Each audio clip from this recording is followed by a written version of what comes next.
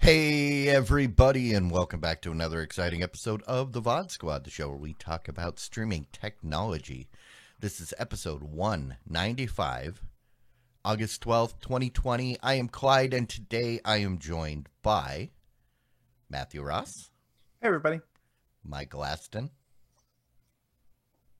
And Hello, Jimmy Trevor. Everyone. Hey guys, how's it going?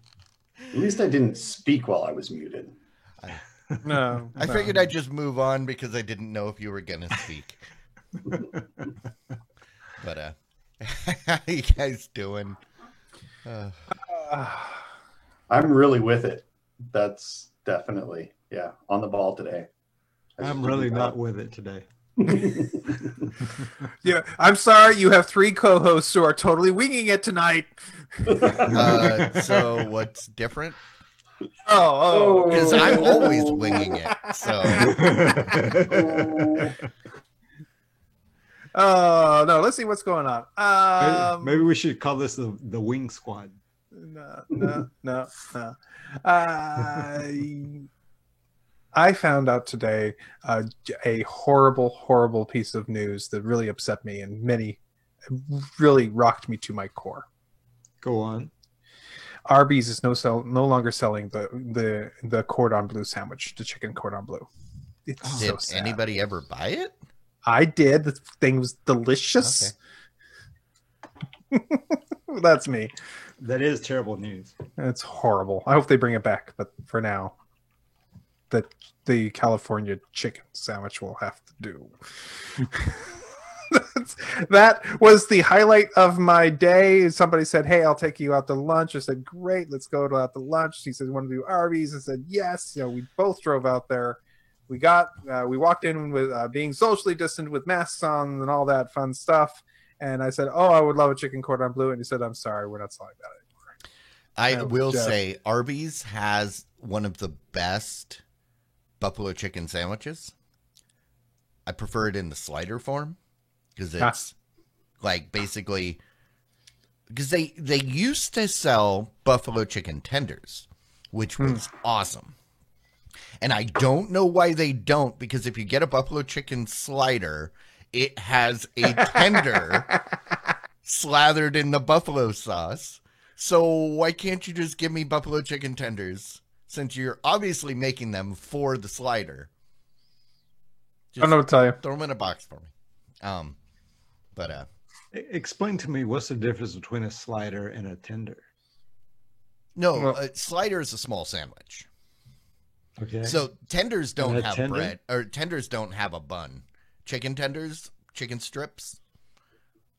I see. So if you get So that is a tender. Yeah, if you get the slider, it's a miniature version of the chicken sandwich. Mm-hmm. And they stick chicken tenders So inside. instead of trying to chop up a patty, they use a tender because it's about the same right size for the slider bun. And Arby's has no problem with meat hanging out of the bun. They really don't. I mean, that's That's one true. thing that's nice about them. And I'll not comment on that. That's one place where it's acceptable. Okay. Oh, Arby's, they have the meats. Hey, let's talk about news. Okay. If we Sorry, have to. Clyde. Sorry. Xiaomi's introduced a new television for everybody to see out there. It's a new TV that's got the expected features, for things like, 4K, your HDR, and it does all these other cool, standard things. I don't know. Does it have some of those nicer audio formats? I don't know. It doesn't matter. It has transparency. Since it's an OLED TV, it is using the OLED technology to create a thin, don't know how thin, but a transparent glass style of television where you can see straight through it, except for those LEDs that they decide to ignite with the OLED technology inside the matrix display in order to show you very cool things that you can show in front of other cool things, I suppose, if you wish. I had a question because I didn't get the chance to read it. How in the world does it decide what's transparent? So what they did, in my understanding, anything that couldn't be transparent, they put in the base. Right. So that way, because the LED, since it's OLED, OLED are able to generate their own light. You don't need a backlight. Right. That's right. So that's not my question. But that's what I was saying. Is they're somehow able to make those LEDs translucent. And most cool. most LCD screens are clear. You just since they need external light to light up. Right. That's why they're, you got the black background because that's where the lights are. Right. But yeah, they were able to move anything that couldn't be made clear to the base. Very cool. That's not my question. Oh. My question is, okay, they have this amazing picture here of a panther, and behind the panther, they have a lady in a red dress. How did they make the decision of what should be transparent in that picture? Oh, because they're only lighting up their own the picture that they're showing. The signal that they're sending. Mm-hmm. How are they making that decision? Is it an alpha channel or is it key coloring? I'm curious how they're doing it, and that's something I did not see in the. I don't know. I assume it just has to do with the fact that the picture, the image that they're showing is a transparency itself. So only the pixels that have data are lit up. That would be an alpha channel. So yeah.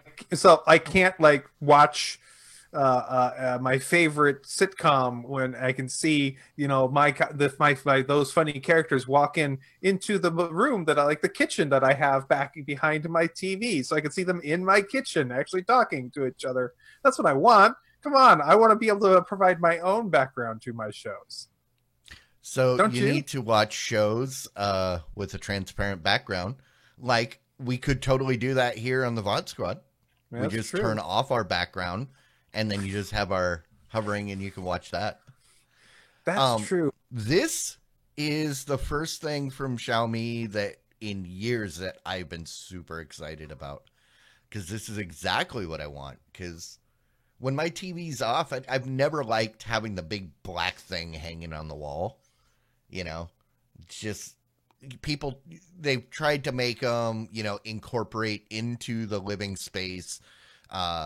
But it's always, the only way you could really make it disappear was when, what is it? The TCL that has the new one that when you're not watching TV, it doubles as a picture frame, and they were showing super high quality pictures. But even then, this is cool. I want it to just disappear. I wonder how they produce the blacks of the image that they show you specifically is the panther over her. I would get I totally get how it would make the reds and stuff because the nature of colorful LEDs or the OLEDs. The problem to me is black is turning off the pixel. Yes. So what is stopping the light from going through and seeing her if it's just off? I wonder if, because they've got that, and this is my speculation, they've got that ability with, for auto darkening glass. Yeah. Where you've got the LCDs or the liquid crystals that basically shift and don't let light through. Right.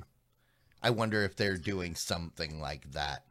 Either that would only work if the only light source was coming from behind it, though.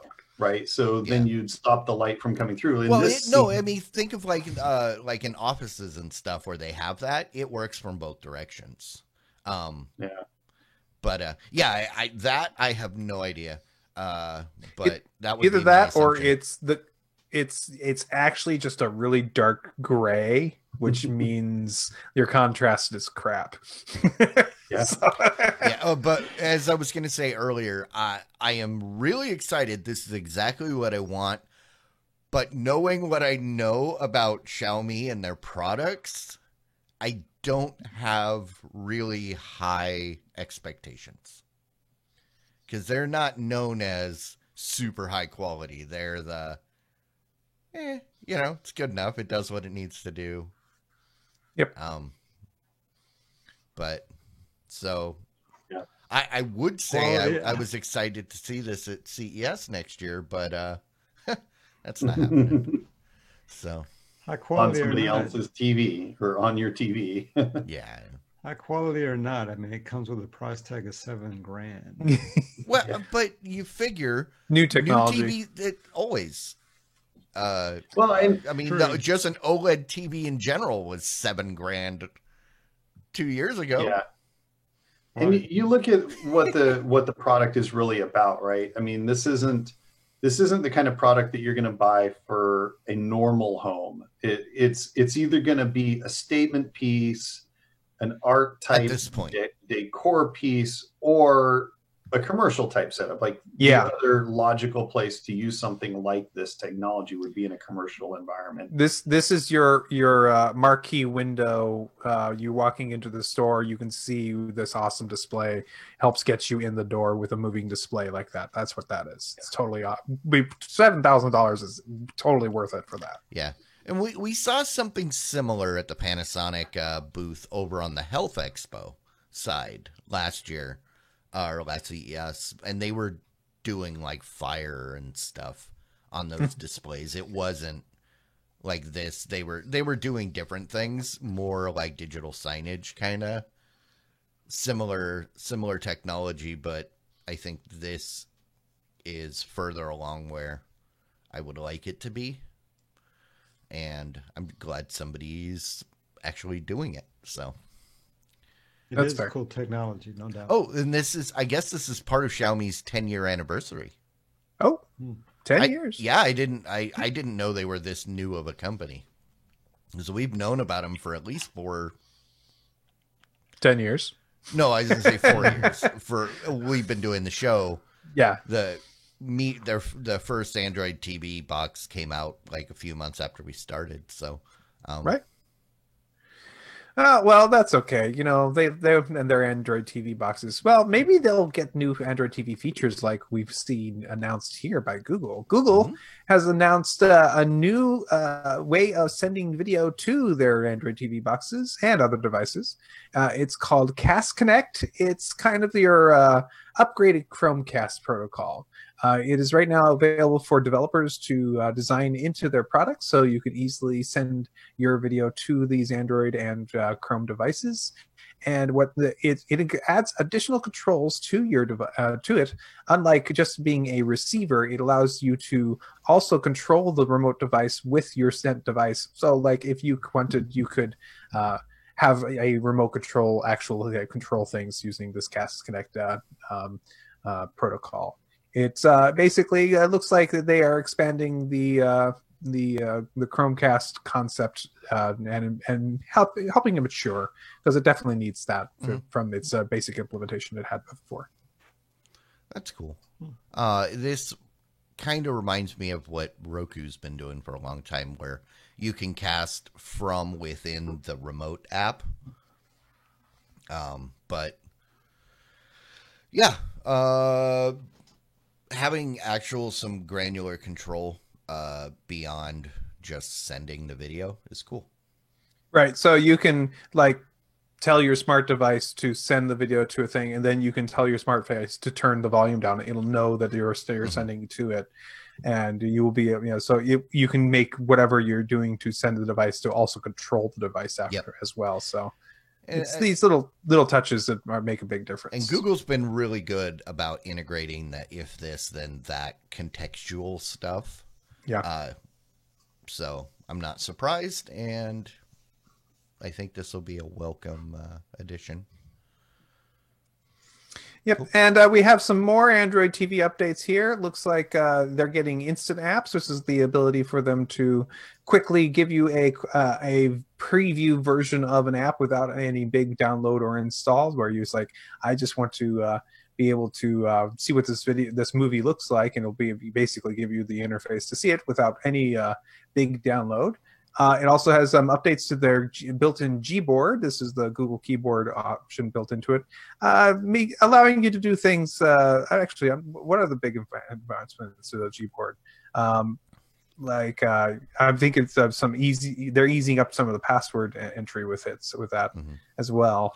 And also many of the different updates and purchases, you can now, instead of having to type in your full password, you can get by with just entering a PIN. That's right. We're back to using PINs, everybody.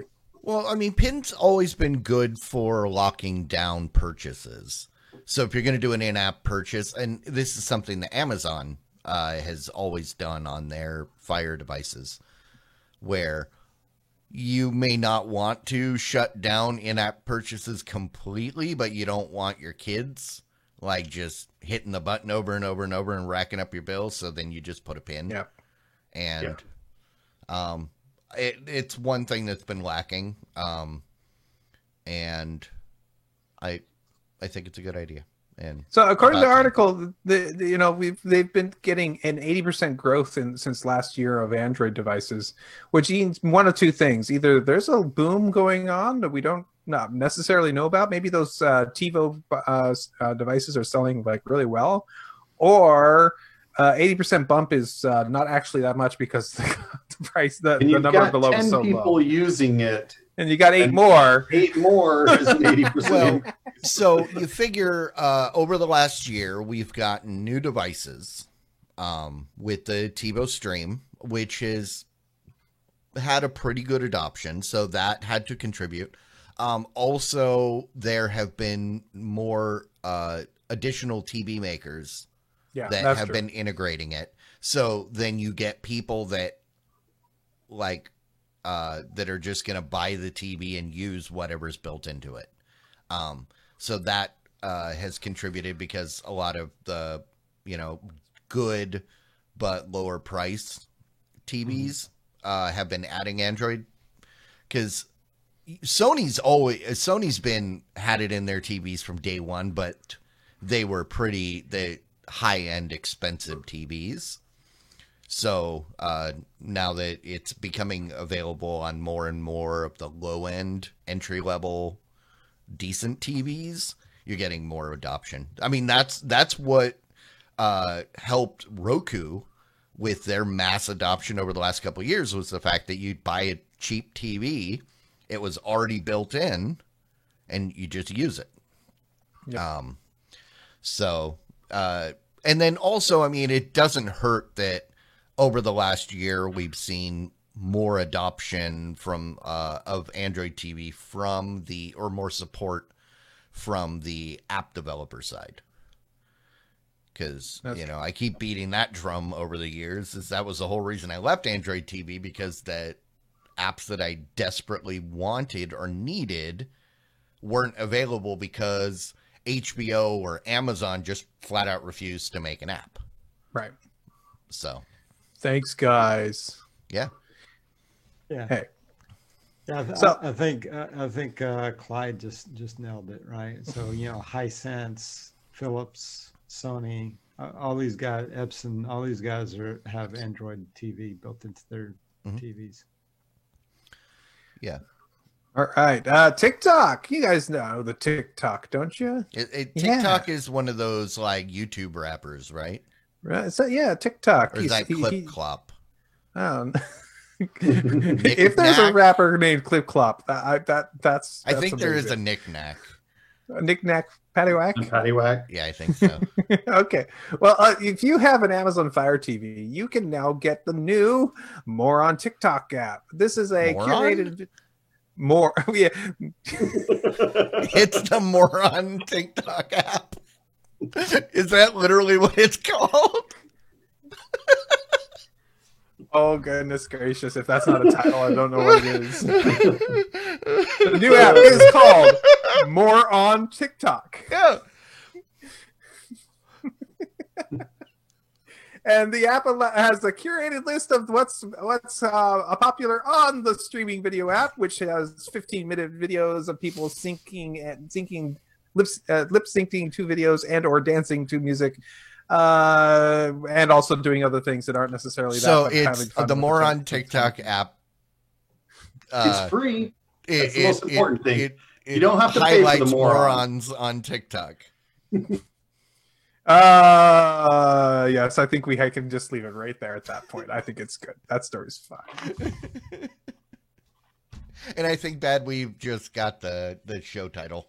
Yeah, we can stop there, guys. We don't need any more short titles at this point. We have a winner. All right, Sling TV is embedding the local channels into various devices they own, including the LG TVs. They're taking the built-in interface on there, and they're taking the over-the-air local channels that you can get through Sling TV and putting it right into the LG interface for people to see.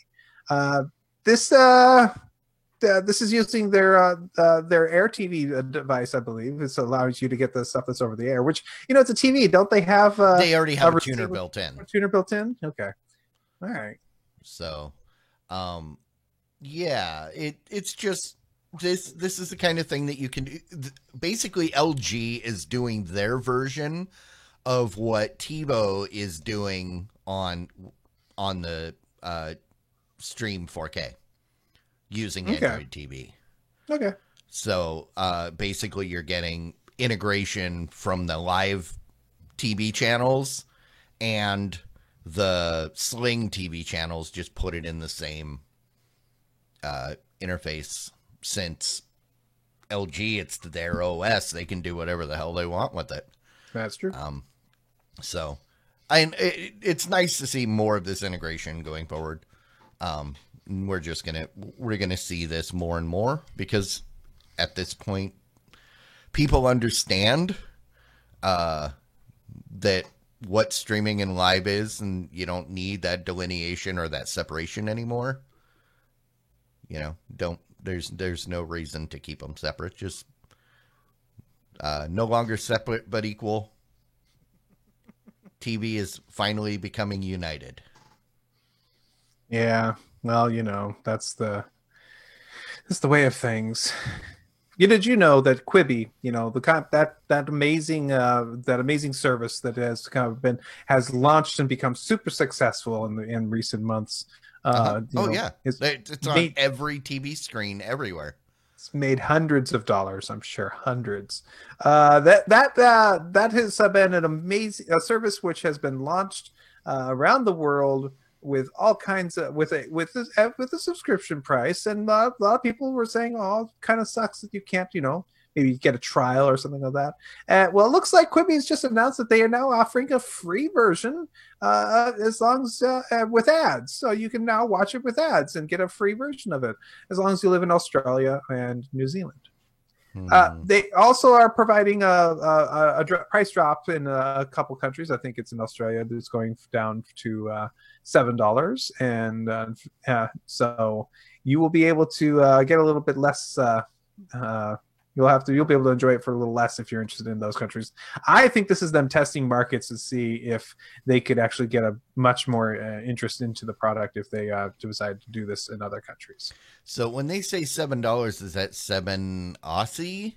Yes. Or is that okay? So that'd be like $5 US, more or less, 4 or 5. I was going to say, because if it's $7 US, then they're going to be paying like $10-12 Australian. Yeah, I gotta say, I have seen a few ads for the Die Hard or something like that.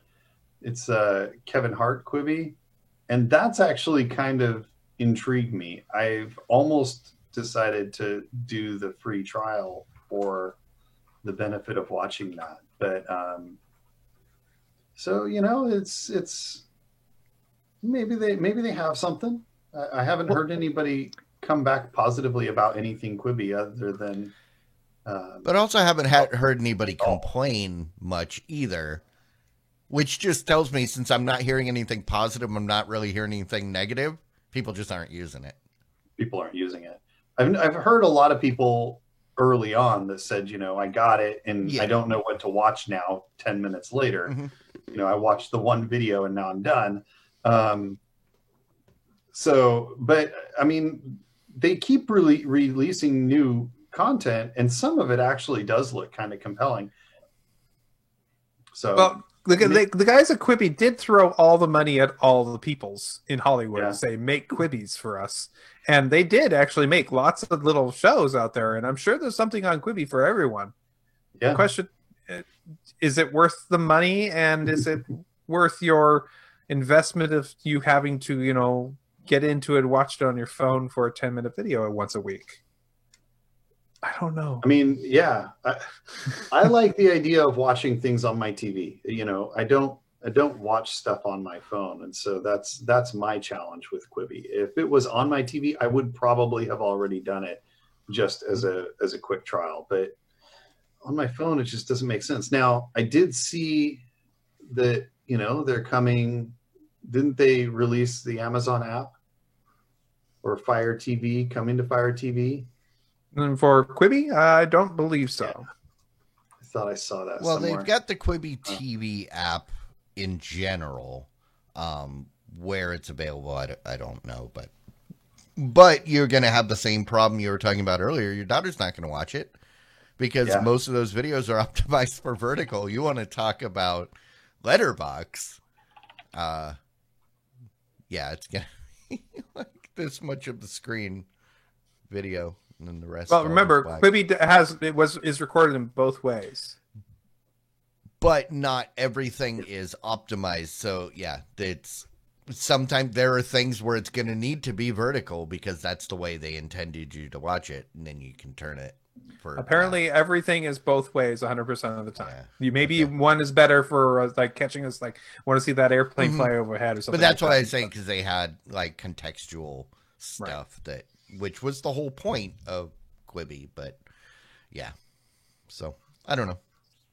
All right, so Microsoft's xCloud is they were going to make this giant release to all the platforms, let you play all your favorite games that were available on the systems and on the streaming service. They were going to make it available, I believe, in the middle of September for all the different platforms. Due to how the licensing works with Apple and the Apple Store, how Apple likes to get their 30%, xCloud is being delayed on iOS platforms, because if you were to want to buy a game or that is going to be played on one of those, Apple's going to be wanting their 30% for the first year and 15% for future years. This alone has been enough to delay it to apparently we're not certain when it'll be coming out. And the same thing has been true for Stadia. Apparently, Stadia has also been delayed on the Apple platforms for the exact same reason. So my first question is: the Apple taxman cometh. My first question is this news, or isn't this basically what you expect? The news here is people were excited about xCloud, and they were excited to play it, and a lot of people have iPhones. That's the news. Sorry, iPhone users. It was like, once again, something's not available because the people aren't happy with Apple. Because of licensings and money, people wanting monies and all that. This is true. But this has been a big topic of discussion of what is the appropriate thing for everybody. And I have opinions that I will love to share here, but that reminds me, because Apple just had that whole grand jury testimonial in front of Congress about this very topic. This is the topic. What I forgot to check back and see what happened. If nothing. Are they still nothing as of yet talking, about it? Or the committee is now contemplating what they're going to do now that they've talked to them. Okay, I wasn't sure where they were at in the process. I didn't know if people were still testifying or. No, that's all done. I think that it is interesting. Ultimately, we have the challenge of evaluating what all of that means, or rather the congressmen, senators, whoever, whatever. The committee. Committee. What's that? The committee. The committee. The committee, yes, has the challenge of determining what constitutes, monopoly, anti-competitive practices, and monopolistic behaviors. Actually, what they're looking at, yeah.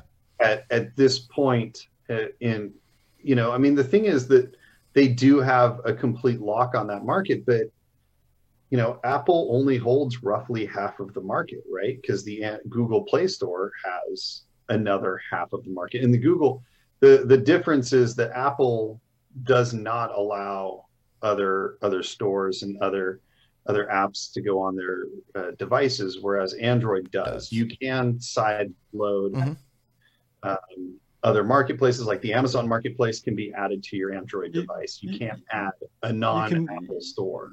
You can do it on Apple devices, but it's not allowed by Apple. They don't say, "Hey, go ahead and do this." It doesn't matter. It doesn't matter if they do or not. No. But that in this case, in this case, that's illegal. Is the very difference, because Android says, "Hey, if you want to do it, you just have to click this box that says, yeah, I understand. It's my fault if I break it." It's not illegal to do it. I mean, you strip away your security when you do that, right? You've got the freedom to do the terms of use, isn't it? To jailbreak an iPhone, it's against the terms of use.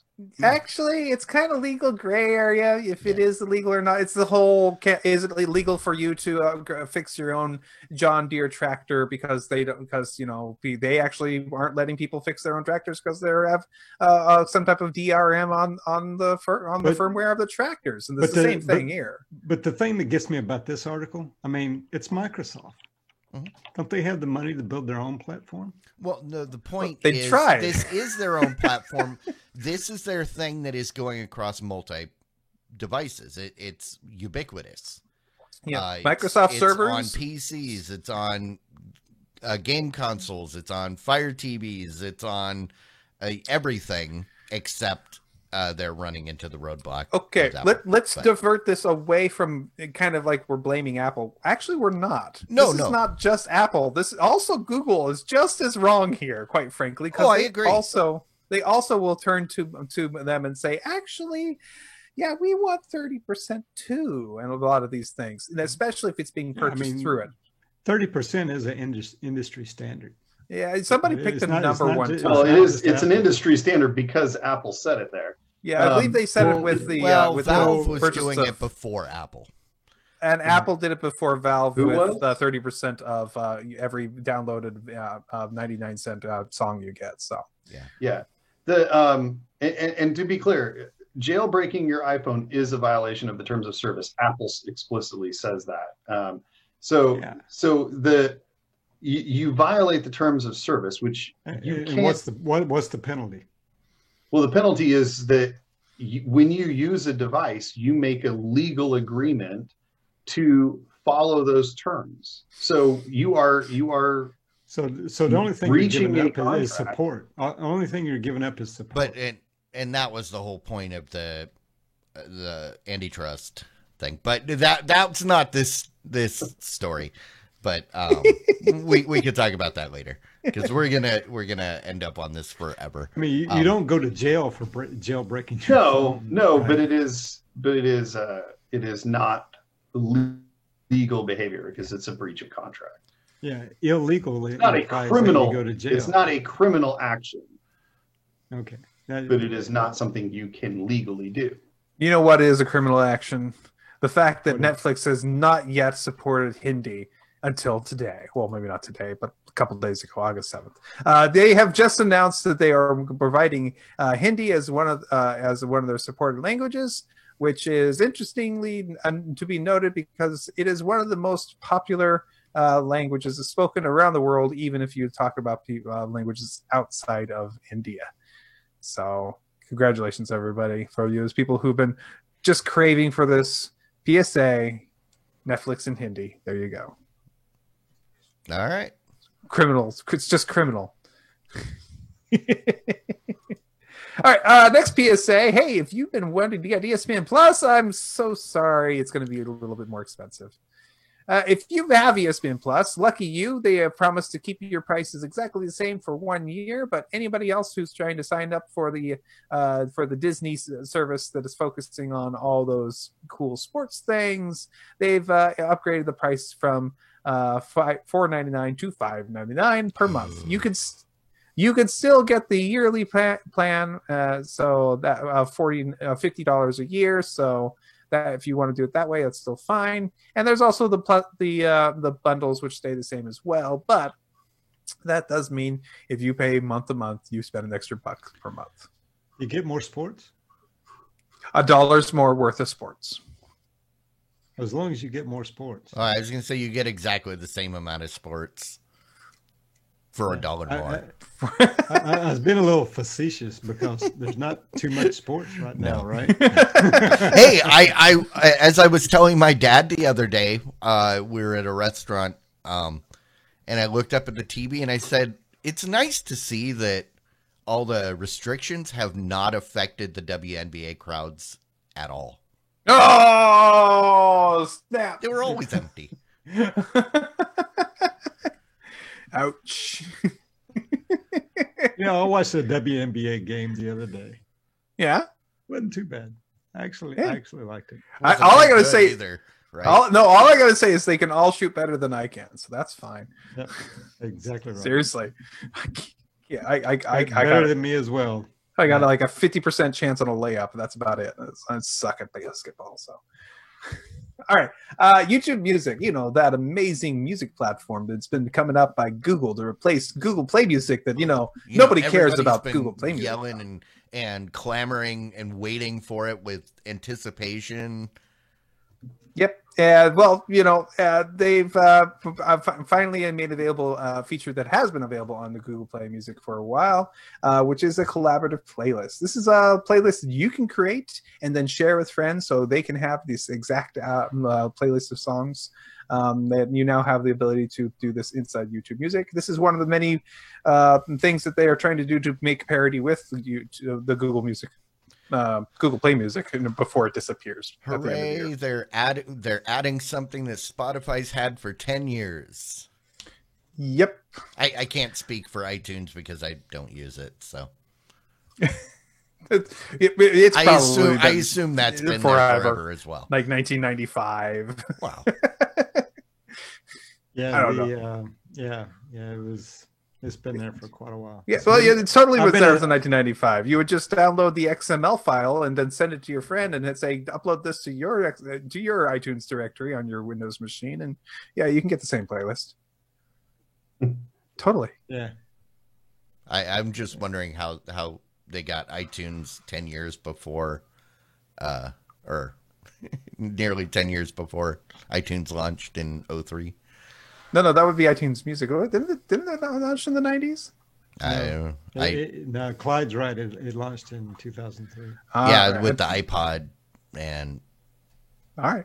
Hey. Stuff. All right. I was just joking. It's okay. Well, fine. Go to Winamp. Yeah, you can share with Winamp. But my point was iTunes could have been something that someone created and it had been around and Apple bought it.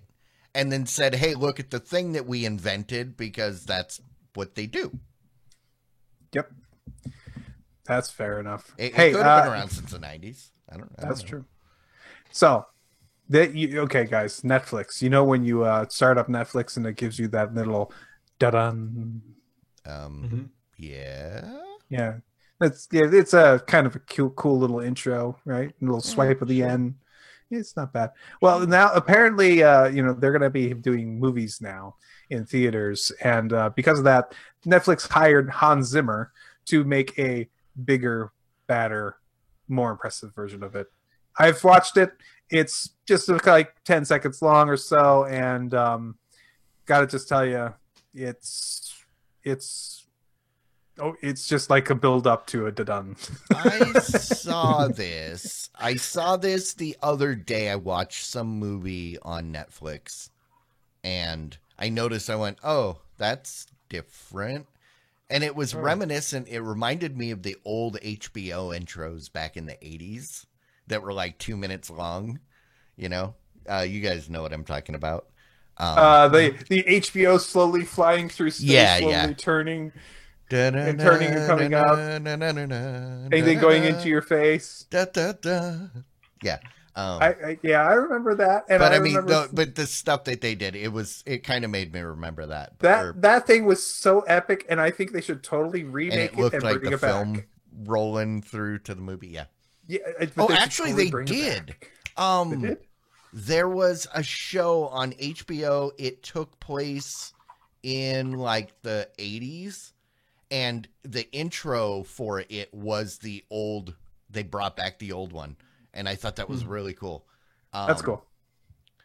Oh, crap. What show was that? Oh, maybe that was on Vinyl. It might have been for the TV show Vinyl, which was set in the 70s music era thing. But you guys have got me all fired up now. I want to press play on this. So, I mean, it was. I noticed it was something cool, or different, but it went, because they change stuff all the time. So I didn't think it was anything special. So should we play the ta-da or not? I can do it. Go for it. Let us all hear the grand Hans Zimmer.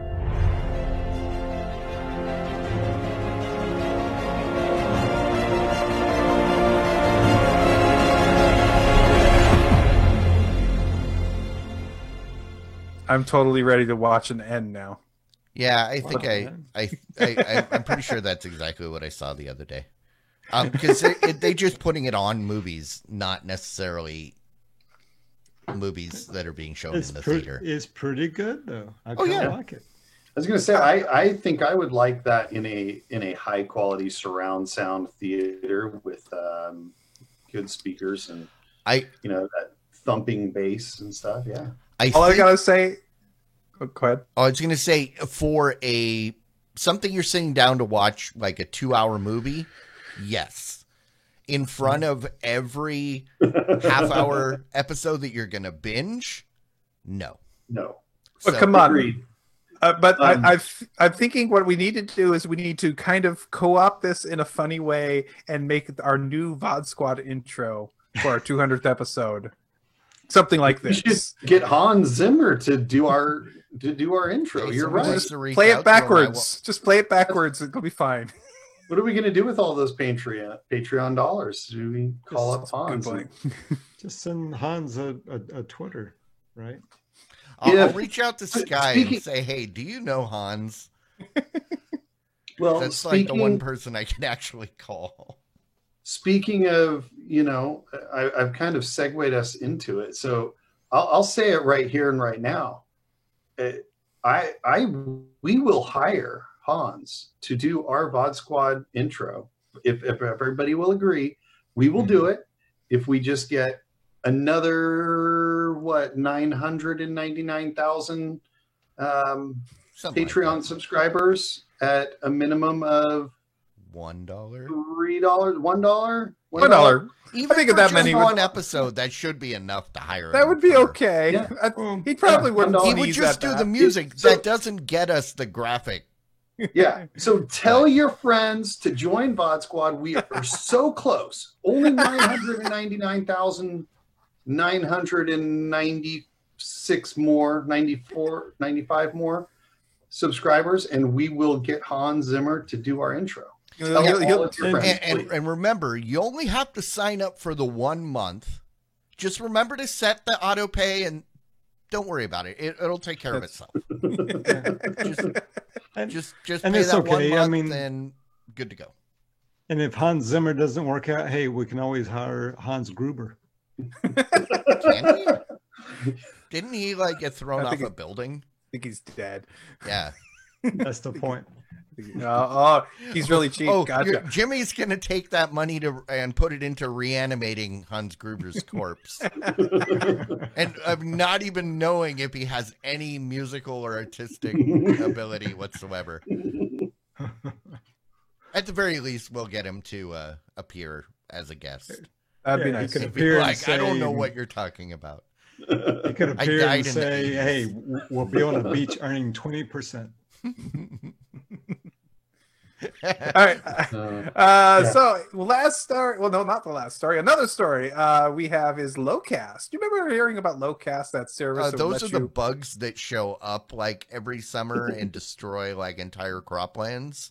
It was one of the plagues of Moses. Well, then I'm talking about the wrong streaming service. I must be talking about the streaming service Zakata. That's a great service, right? Oh, okay. Maybe. Okay. No, I don't know. That's it. Okay, getting back to the story. Sorry, I reached too far. Locast is a streaming service that allows you to pick up your local channels and watch them over the internet, and it's for free. You can watch them, watch whatever channels that are nearby to you. And I wanted to just mention that it is now available near you, Clyde, in the Minneapolis-St. Paul greater area. Meh. I you should try it out. Interest now. You should try it out. I will. I'll definitely try it out now that I can. You will find out that it does like interrupt the show every once in a while to give itself an ad on the free tier, but because they really want you to donate. So because it's like Pluto and Peacock and but you else. But you can donate anything you want, and it will and it'll give you your locals for free. Mm-hmm. So awesome. That's a pretty cool feature. Amazingly, they haven't been sued out of existence. So I'm pretty impressed so far. Cool. All right. Last one here is we have an announcement from HP. HP is going to be releasing the HP Reverb G2. This is their VR goggles that they're going to be coming out with soon, and they are very excited about a new fall release date for this. So I know, Clyde, that you are actually really excited about this. I am, and this was a thing that we somehow missed. They made the announcement about the headset back in May, and then recently, a couple weeks ago, they announced a date and price. So it's coming. It should be out September 15th. It is available for pre-order, and that's $600, which I would say is very reasonable. It's just the goggles, no controllers. It's compatible. It's cross-platform, so it's compatible with Valve and Microsoft's VR stuff. So if you already have controllers, they'll work. One of the cool things is the lenses were actually designed by Valve.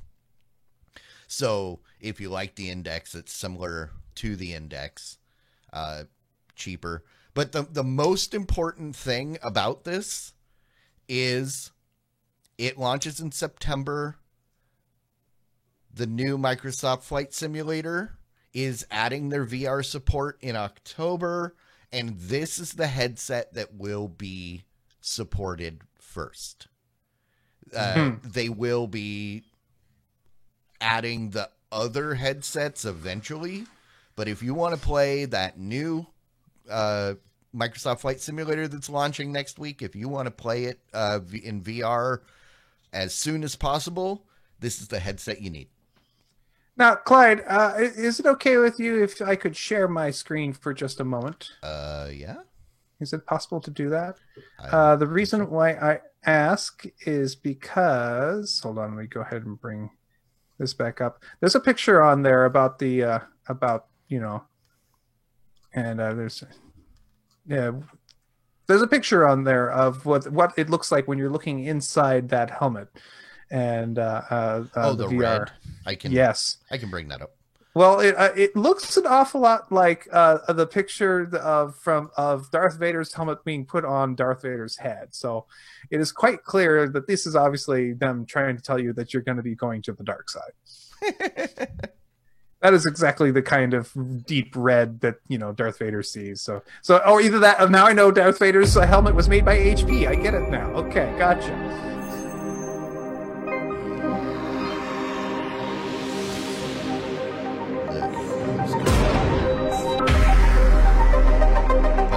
No, I mean, the thing that, the reason I'm super excited about this is because, as we were talking about beforehand, I got to play the old Flight Simulator in VR. It was never supported. It was, you know, it's over 10 years old. And Mike got to do it too in that simulator at CES, and it looked great. And that was the old crappy Flight Simulator, which was top of the line up until like next week. The new one is gorgeous, and I can't wait to see it. It's the thing that I've been waiting for, the thing that would make it mandatory for me to get a VR headset, and I think this might be it. So, and then plus beauty, if you're just getting it for the Flight Simulator, you don't need the stupid hand controls because you're not going to be using them. You're going to be using whatever flight controls you have, or mouse, keyboard. So, yeah, all you need is the head. Sit in your chair and fly.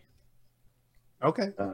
This looks like a really solid piece of equipment. I mean, the specs are really good. It's basically 4K at 90 hertz. It's got a 114-degree field of view, which is supposedly about what the human eye naturally has. So it will feel very expansive. Solid tracking equipment. This looks like a really good piece of equipment, so I'm very interested in it. So, yeah, and a lot of this is integrating Valve's actual IP, like the off-ear headphones. And as I said earlier, the lenses, because they worked with Valve. So essentially what this is it's the best things about the Vive and the best things about the Index in one unit. And do we have a price yet? It's $600. Okay. The pre-order right now is $600. If you go, you can go to the HP website to do that. And like I said, I believe it's just for the headset. But I think that's a fair price, because the Index was $1,000 with the headset and the controllers, and I think you can get a set of the controllers for like $200. So you're still coming around 800, maybe $900. And I might be wrong. They might, because they show controllers that, and the new controllers are compatible with all headsets. But I like these because they have a Windows button. So you can open up the Windows menu. Wait, it's the last thing you want to do while you're in the middle of a game. Well, you might be doing stuff on your computer, because it's not only for gaming. This is all, they use it for design. They use it for different things where you might need to switch between apps. So it's not like pressing the Windows key on your keyboard and suddenly whatever you're doing goes away and pops up. See, I use the full screen. I love the Windows 8 version full screen menu. Yeah, but when you're inside of a VR game, do you want that popping up? Well, but like I said, that's not necessarily for gaming. I'm just teasing you, because it's always a button you accidentally hit in the game. I never accidentally hit it. I always hit it purposely. That's one of my favorite keys. I use that Windows key for everything. But yeah, and as Bad Weave says, it only weighs 1.21 gigawatts. So. All right. Well, I think that brings us to the end. And since we already did our groveling, got our groveling in. Get your friends. Yeah. We love our patrons, and we will do Hans. We'll do Hans? We can just get that many more subscribers. 990. I don't think I signed up for that, but what I did sign up for was some rants and some raves.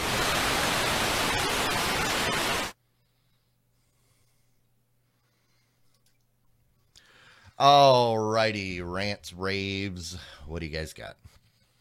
I'll go first. When I'm sitting down and trying to, just sit and be present and, not doing the other things to do in my life, we're rewatching The Mentalist. It's actually a really good show. Really love that show, but that's not the important thing.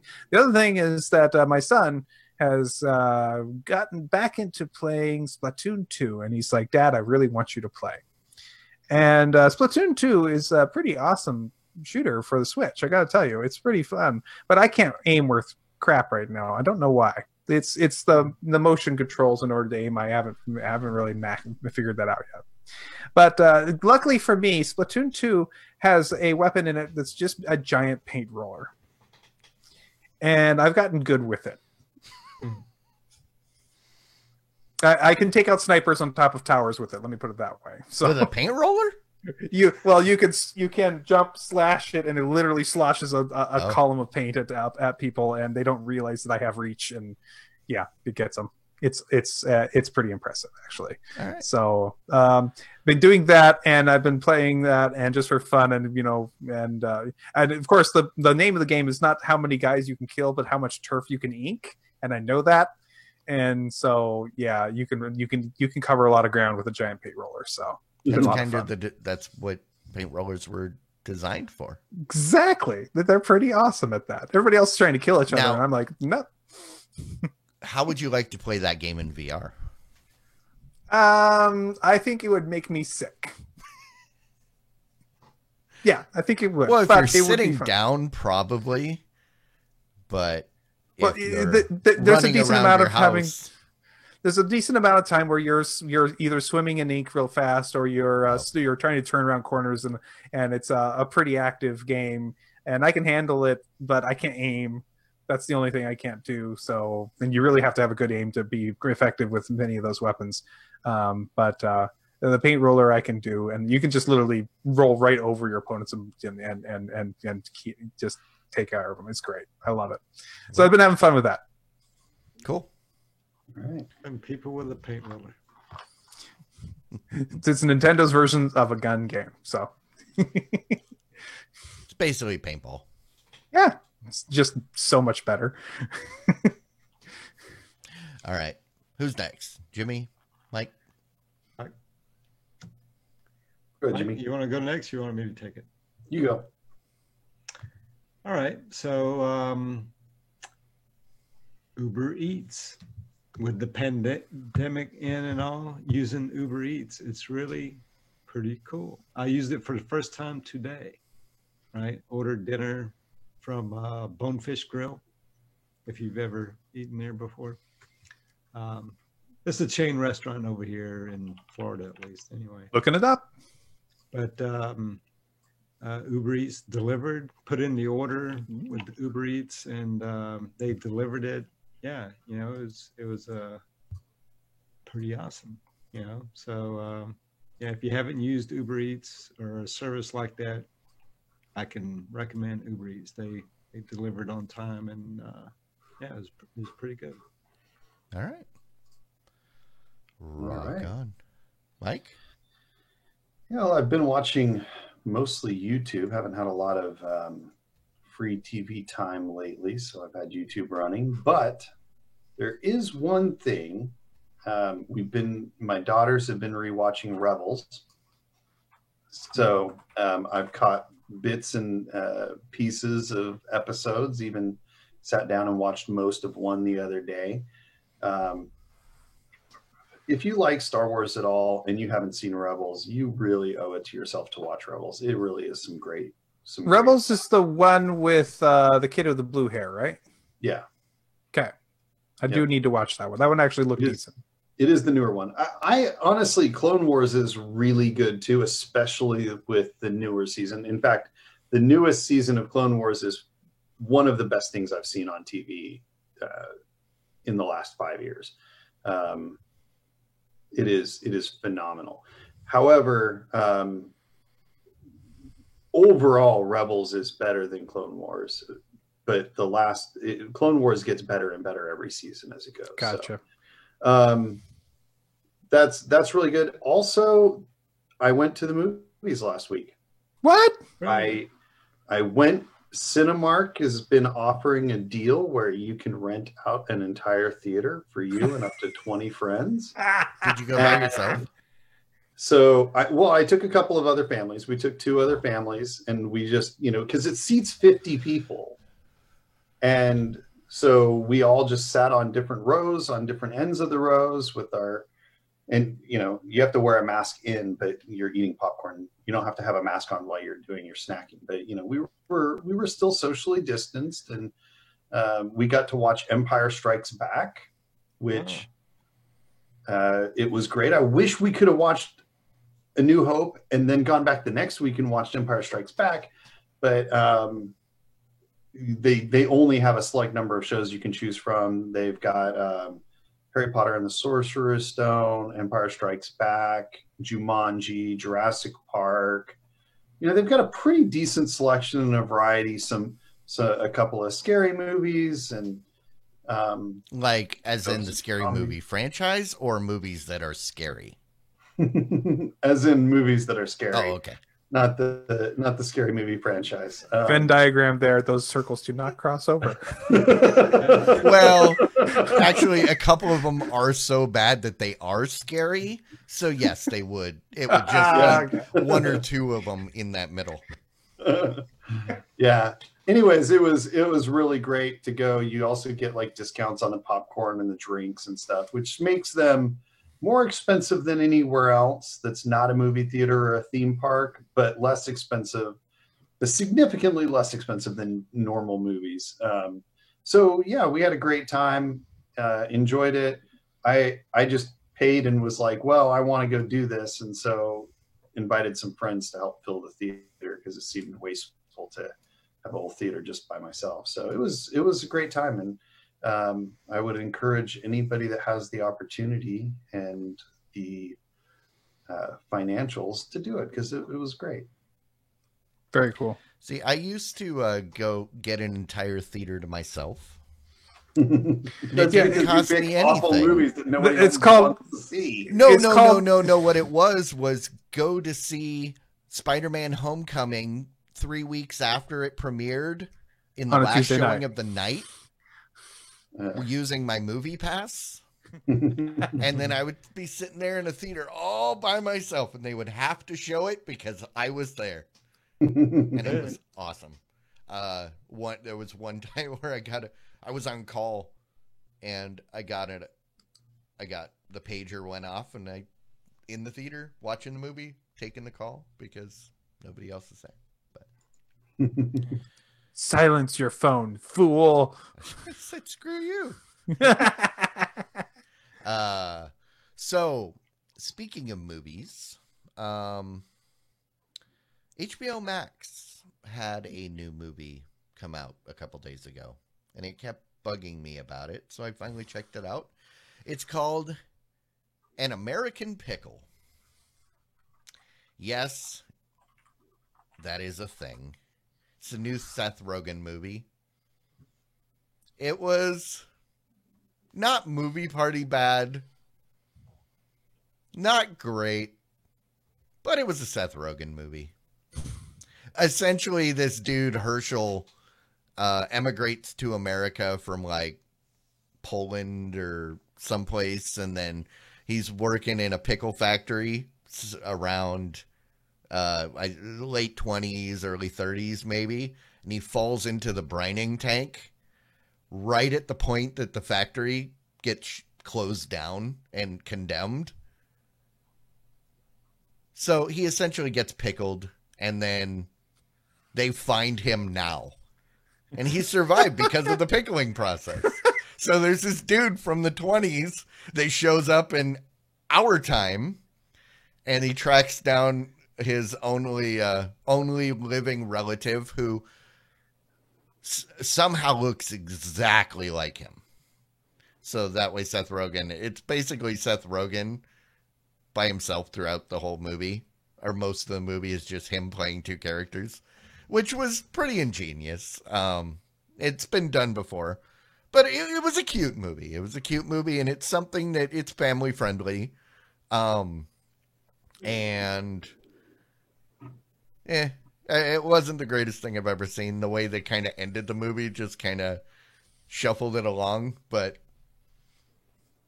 there was some funny parts.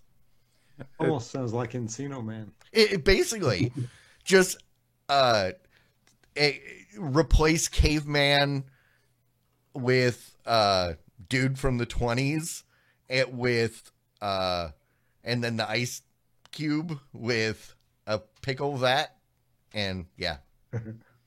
Or, Blast from the Past. It's certainly not a new show, but new Idiocracy.